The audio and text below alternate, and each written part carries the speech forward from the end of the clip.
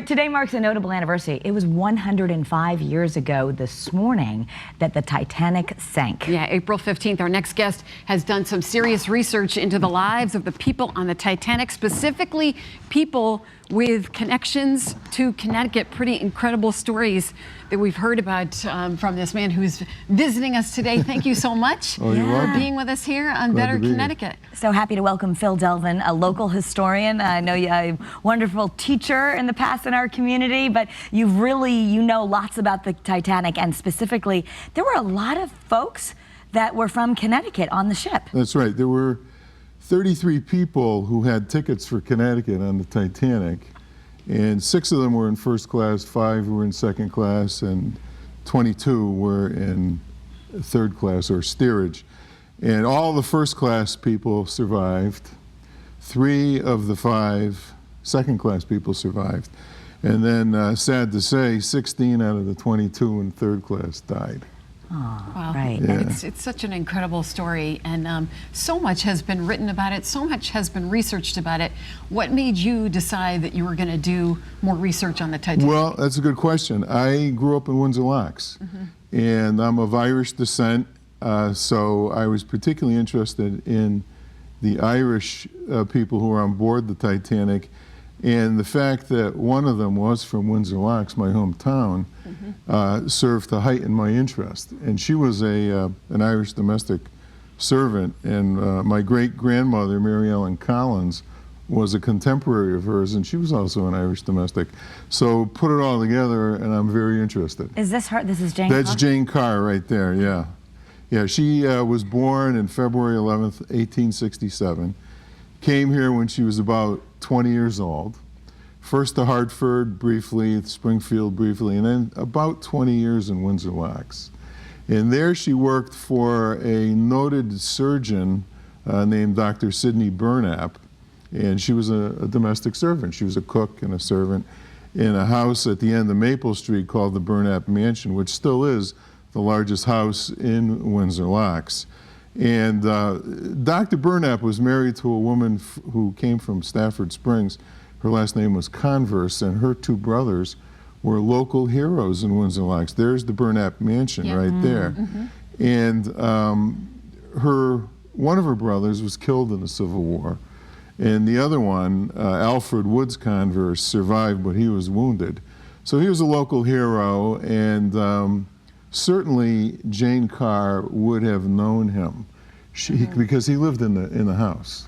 Tell us about, there's some incredible history. I think most people know the general story of the Titanic, Right. but there's some wild coincidences, especially with the 41st parallel. That's correct. Well, Jane Carr had to come back because there was an embezzlement by Alfred Woods Converse, whom she knew, and there was no FDIC back in those days.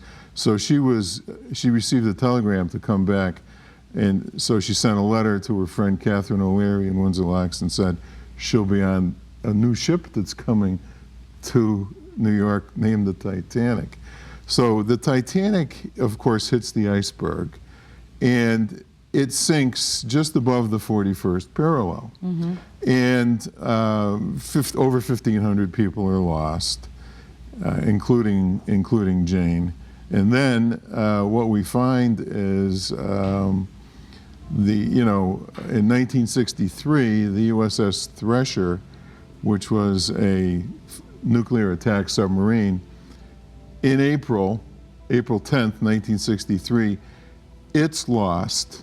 It implodes after losing power, and it did so just above the 41st parallel, almost exactly 41 degrees and 7 minutes north, exactly the same place as the Thresher, but about 800 miles more to the west.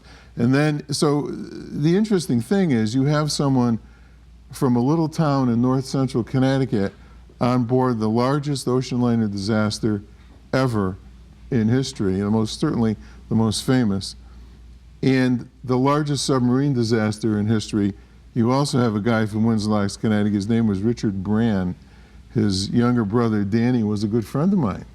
And so I was very much aware, as were his circle of friends, that this had happened. And then you look at Windsor Locks, and it's on the 41st parallel, just above the 41st parallel. So the point is that it's just a remarkable historical coincidence that right on a straight line from Windsor Locks to the Thresher debris field to the Titanic debris field, you have a straight line, you have somebody from Windsor Locks in both of these That's disasters. incredible. It's like right out of wild. the Twilight Zone. It is. Yeah, that's you all I know? was thinking. I was hearing the song in my head, thinking, Yeah, you was that know. ever in an episode? It That's seriously wild. is. Yeah, it really is interesting. Talk a little bit about some of the other Connecticut survivors. Okay, well, one was a woman who was headed to New Haven. Her name was Amy Stanley, and she was to be a nanny in a home in New Haven. And there's a picture of her right there. She survived. She was on what was called Collapsible C, one of the last boats, lifeboats to leave the Titanic. And she was picked up, as so many other survivors were, all the survivors were picked up by the Carpathia, an ocean liner that had received the distress call and came back and picked up all these folks. She ended up in New York.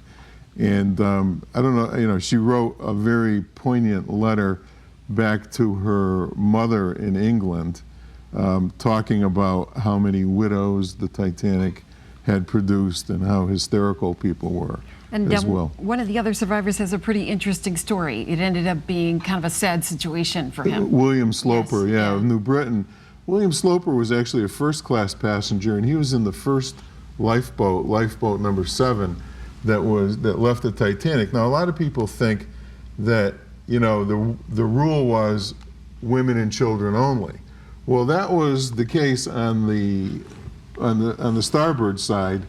They said only women and children in the lifeboats. On the port side, they said women and children first. And so he was on the port side. So after all the women and children in the area were put on board, there was still room. So they let him go on board. Wasn't his fault, and then they ended up No. writing about it like so he had a really tough life because He people did. thought that he tried to take the spot of a woman or child, and he did Correct. not. He was, well, what happened was the Carpathia picked him up. The lifeboat was not even half full. They And could have so taken another 35 He people. did what anyone would have done. He Yeah. did what anyone would have done. So he ends up in New York, and he's cold, he's hungry, you know, he hasn't slept all night, he's distraught at losing all these people. And a reporter for the New York Telegram came to him and insisted on an interview. And he said, I can't do that right now. I need some space and time to recover.